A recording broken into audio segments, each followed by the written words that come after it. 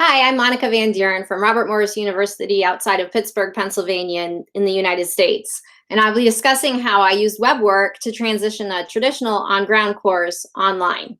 So some context, Robert Morris University is a mid-sized university and all courses in mid-March were transitioned online due to the pandemic. This presentation will focus on two multivariable calculus courses that were taught online. When we were asked to move everything online, we had 2 days to figure it out, and many of us had never taught online before. I was flooded with information, actually, of all of the different tools and software packages out there that could engage students in a remote environment. But I didn't want the students to be overwhelmed with learning too many new software packages and platforms. And so I had the students already using WeBWorK in class minimally, and I had a small experience using WeBWorK. So I decided to use that as a starting point, and we figured out how to put as much of our course online using WeBWorK as possible. If you're not familiar, WeBWorK is an open source online homework system for mathematics, but it also covers some other disciplines as well. It has an open problem library of over 30,000 questions and is used by over 1,000 universities and schools worldwide. There are many features of WeBWorK. I'll only be discussing a few of them today and how I use them maybe in a non-traditional way to create an engaging, interactive environment for my students. Traditionally, I've taught multivariable calculus on ground for over 10 years and have incorporated several formative and summative assessment tools in class, some of these online and some of them on ground, in paper, in fact. So a traditional course would start with a lecture, a pretty short one usually, and then there'll be a comprehension check of the students after that lecture where I hand them a Post-it note and ask them to put their response on that Post-it note. Sometimes it would be open-ended questions and sometimes it would be multiple choice. That would give me some idea of what the students were struggling with that day. Additionally, students completed online homework, but as many of you have experienced with online homework, students can get perfect scores on that, but still not really understand the material. So to get a sense of the students' understanding, I looked at their performance in class doing group work. Additionally, we had weekly computer labs where I guided the students through interactive lessons using CalcPlot 3D. These problems were actually all in WeBWorK, but they were things that we did in class because they were conceptually more difficult that the students couldn't complete them on their own at home without some additional guidance. And finally, we had the traditional pen and paper, closed book, timed exams that you would see in a typical calculus class. So moving these things online, the first thing I had to do is figure out how to get my lectures online, and obviously we would video them. So I had all of these video files, and what I found is that I could easily embed them using one line of code with the iframe embedding into any existing WeBWorK problem, or I could create my own WeBWorK problems. And with that one line, all I had to do was copy and paste my URL from the Google Drive that held my video. And then when the student opened up WeBWorK, they would see my video of the lecture there that they could play, and then they could answer their comprehension question, which would replace the Post-it notes. What was nice about this is I got some additional benefits that I didn't think about ahead of time, and that I could randomize the questions. The students would get automatic feedback. They didn't have to wait till the next class.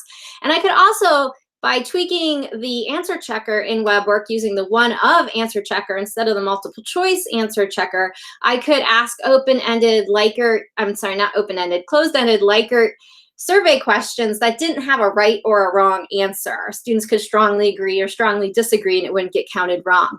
Additionally, I set up these video assignments using the just-in-time homework system in WeBWorK so that students would watch a video and answer a question, and if they got the problem wrong, it would open up a new problem that contained another video where we walked through the solution to that question before the student could proceed on to the next topic. Additionally, I used essay questions quite a bit in WeBWorK, not just in the traditional way where we'd ask open-ended question, for instance, having students justify their answer to a closed-ended true-false multiple choice problem, but also I would use it to replace these Post-it notes again. I would ask the students things like, what about this topic is still unclear? And then they would respond.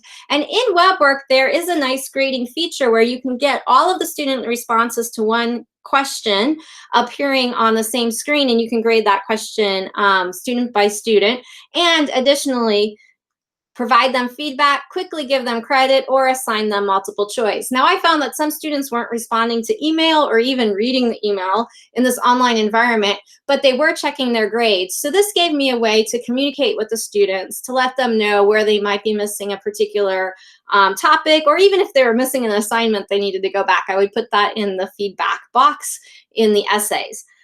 But other ways that I use the essays were a little non-conventional. In particular, I realized that the students didn't just have to write a paragraph into these essay boxes. They could copy and paste URLs. And this gave me the ability to assess student work and understanding. They could take photos of the pen and paper work that they were completing and store it in Google Drive, and then put that URL into an essay box here. And I could grade those one by one in the essay grading system by just copying and pasting those URLs into a new window and giving comments to the students right there. Additionally, students did some work in whiteboards online, and they could save their work as a URL. In CalcPlot 3D, which is an online graphing calculator that we use in multivariable calculus, students can save their work as a URL, and so I could ask the students to produce a graph, and although that feature is not possible in WeBWorK to actually create a graph, they could create the graph in CalcPlot 3D and then put that URL in an essay box where I could grade manually later on.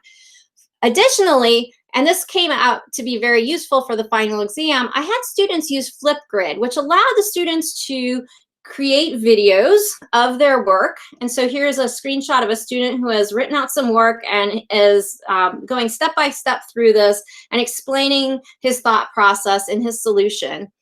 So the students create these videos in Flipgrid. I could go to Flipgrid and grade it, but if I had the student copy and paste the URL here, I had a couple of advantages. The students didn't have to make those public. And the second advantage is that I could give all the feedback in the same place here. The students didn't have to go to several different platforms to get their feedback and assessment. I mentioned that we use CalcPlot 3D in the class, and we had these lab assignments on ground where I helped and guided the students through an exploratory discovery-based lab using CalcPlot 3D.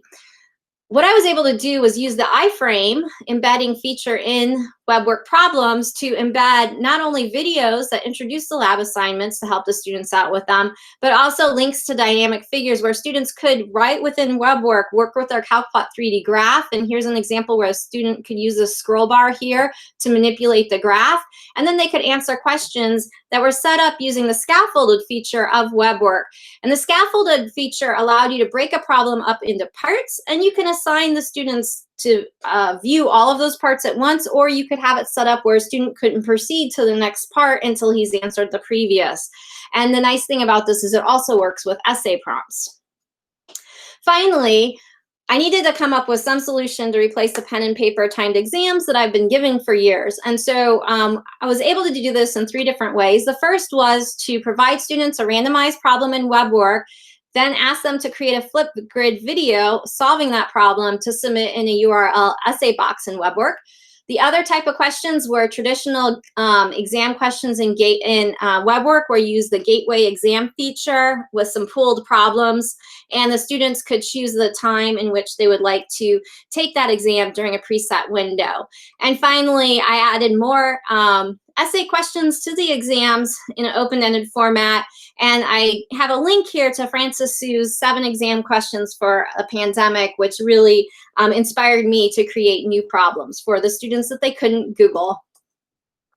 Going forward, there are a lot of things that could be improved about WeBWorK to make this class even more smooth, but this, WeBWorK is open source and relies on volunteers, so I'm not expecting much.